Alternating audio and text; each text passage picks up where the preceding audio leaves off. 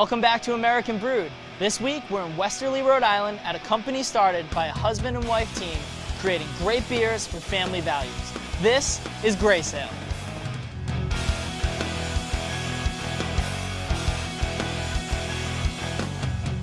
My name is Jen Brinton. I'm the owner of Grey Sail Brewing of Rhode Island. My husband always had this hobby, this dream, before he even met me, that one day maybe he'd have a microbrewery or a brew pub. And so for our 10th anniversary, which was in 2009, October, my gift to him was to say, let's go ahead and do this. Let's open the brewery. Let's put a plan together. And we did. So we started that in 2009, planning it. November 2011, 11/11/11, we were brewing our first batch. So it all came about quite quickly. When we first started planning this, we didn't have the intention of hiring as many employees to start the business. We really thought it would be mostly my husband and I on a part-time basis. But very soon after that, Josh Letourneau had come to us during our planning and construction phase of the brewery. We met him and really liked him and thought, okay, we're going to change the model. You know, this guy's great. We want him to be part of this business from the ground up. We started out as an American ale brewery. So our core brands are our flagship ale, which is cream ale style beer. The next beer out was the Flying Jenny. That is our extra pale ale. And then we have a rotational line for our seasonals. In the winter, we have the Leaning Chimney Smoked Porter, named after the Leaning Chimney here in the brewery, which we uncovered during renovation. And we have the Autumn Winds, which is our fest beer for the fall. And we have our Hazy Day Belgian Wit, which is our summer seasonal. Started more recently delving into more of what I particularly like to brew, the Belgian stuff. So we got a Hazy Day Belgian Wit beer as our summer seasonal. We just released a Belgian IPA and a Saison. We have also started adding barrels.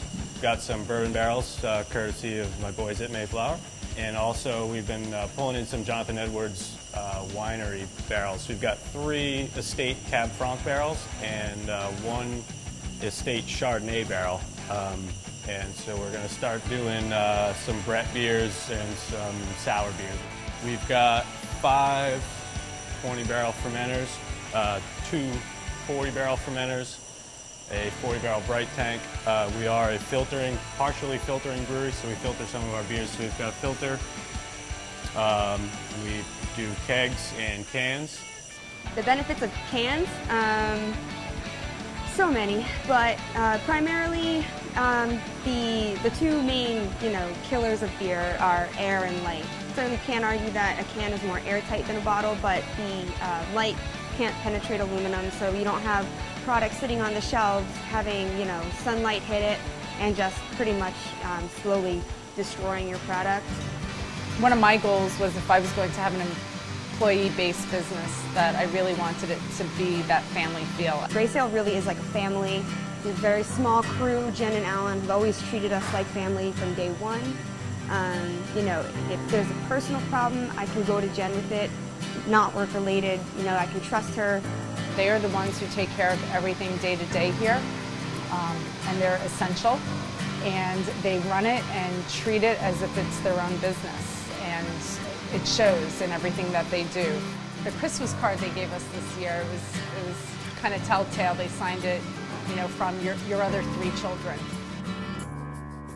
And here's a female brewery owner. There are very few of us in the Northeast and probably really in the country on the relative scale. And we not only have a female owner, but we have a female assistant brewer, Michelle Kerms.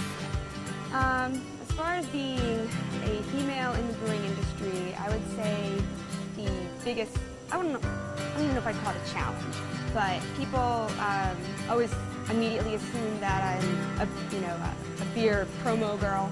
I've gone to events before and people expect me to just kind of, walk around with a tray of samples and just be like a Bud Light girl with the referee outfit and all that stuff. So it's kind of, I have to explain that I actually work in the brewery and primarily in cleaning kegs and getting dirty and stuff.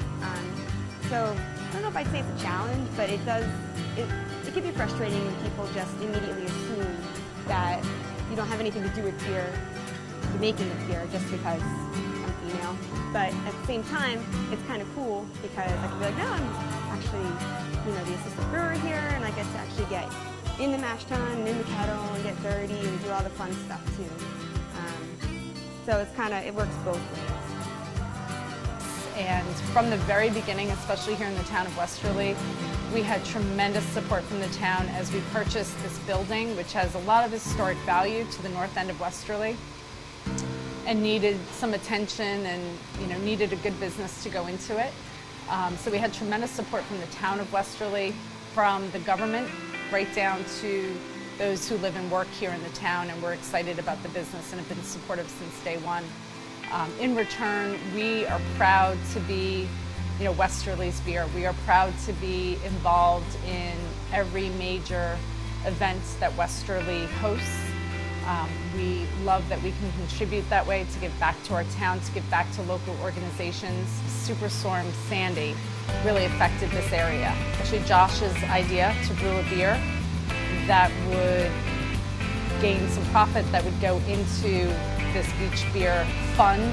We sold it on the market. We had our distributor and our suppliers contribute, and we were able to donate 100% of the profits to that fund, which was very important for us because, again, it was part of our town that was devastated by a storm. But the good that came out of that was how this community worked together, and we were very happy to be a big part of that. We want to grow, but we always want to maintain this facility because this was born and bred out of being a local brewery, and it was born out of the support of this town, and that is crucial to us to maintain that. We want to grow, but again, we always want to maintain that hometown feel, that family feel. The main thing is to never say it's not a good time, because just like with starting a business, with having a family, with anything, guess what? It's never a good time. You will never get past that answer to say it's actually a good time for something. So I would say to throw that statement out the window that it's never a good time, and just make it, if you have that desire, to just follow it through, to just say, okay, how do I make it work at this time, at this moment, and what do I need to do, and plan it out. And if you plan it out correctly and you're enthused and you know at the onset that it's not an easy road, that everything's going to have challenges, and you're prepared for them, then if you've got that mindset, then I would say go for it.